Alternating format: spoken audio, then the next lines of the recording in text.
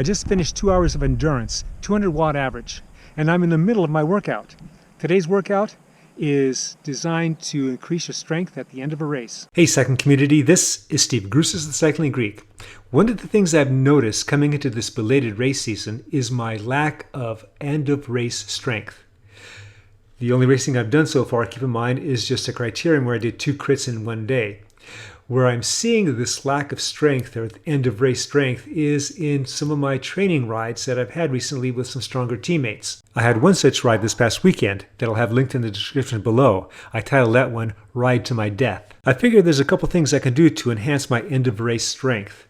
One is continue to get hammered by my teammates, but then I'm relying on them showing up. I'm relying on them feeling like hammering toward the end, and depending on the course. Sometimes the course doesn't allow for that. Usually it is the flatter, undulating type of courses that will kill me. Another option, and of course with this option you can use it in conjunction with the getting hammered by your teammates option, is to take control and design a specific workout that'll get you to this particular goal much quicker. Once I'm done with my endurance workout, the type of workouts to accomplish this goal vary from doing 3 by 10 minutes at sweet spots all the way to doing 4 by 8s as hard as you can go. These are particularly useful if you don't have a lot of time to do an endurance ride.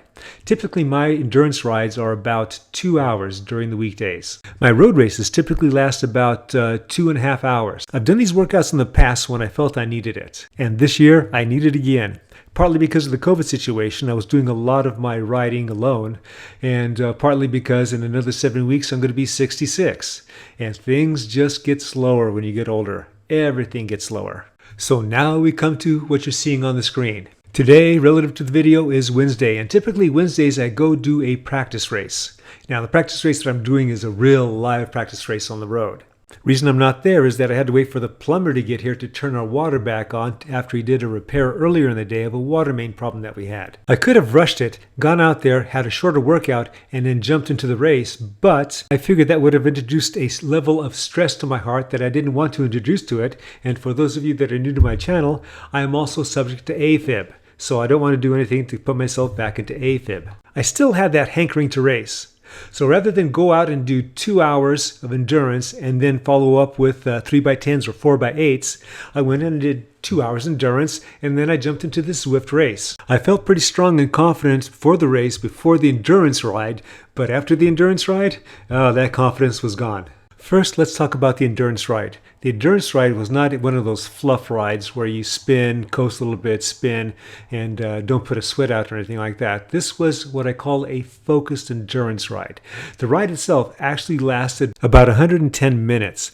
94 of those minutes were the focus part, where I was always applying pressure to the pedals and I averaged 200 watts. For me, that's about 2.7 watts per kilogram. The amount of time between when I finished my endurance ride and then got on Zwift was about 12 minutes. That allowed me about 10 minutes to get my legs going again.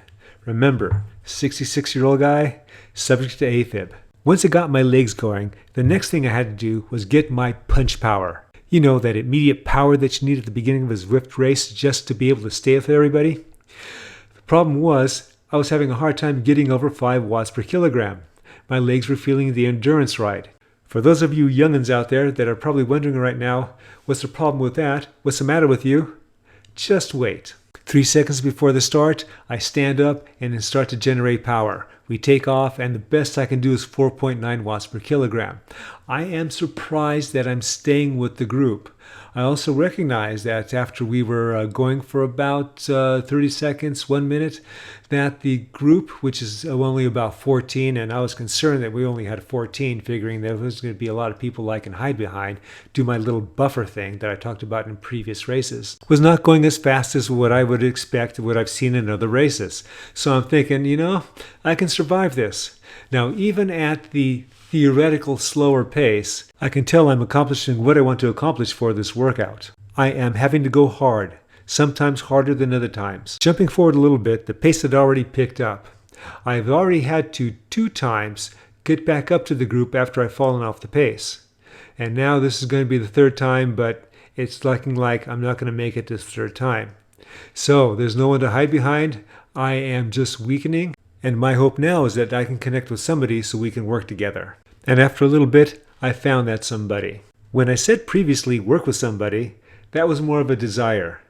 I am starting to get worn out. I was able to take a couple pulls and be functional for a little bit, but after that, he was so much stronger than me that when he went to the front, he put in a good pace, and there was no way I can go in the front to take another pull without just killing my legs.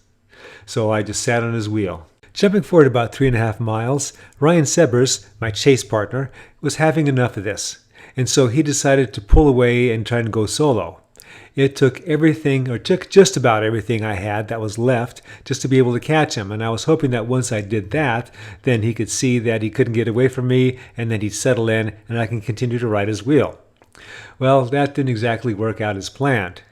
He went in back of me, then he went around me, then he took off again, and I was done. Once I got my legs under me, or at least whatever I could of them, then I would surge, increase my speed, and try and maintain that for as long as I could, to try and cut down the distance to, maybe to get back to him.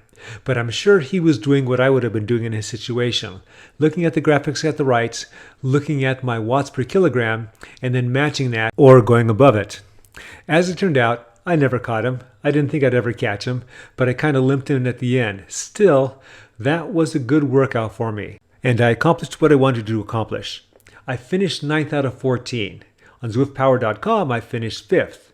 Not because there were any sandbaggers in this anti-sandbagging race, but because they just hadn't signed up for ZwiftPower.com. Because when I look at the numbers that they generated, no one generated over 4.1 watts per kilogram and exceeded a 250 watt average. I hope you enjoyed this video and got something out of it. I hope it entices you to look at my other videos and to subscribe. Along with my Ride to the Death video that I mentioned, I'll also have the Strava for my endurance ride in the description below. Always remember, comment, like, subscribe, The Cycling Greek.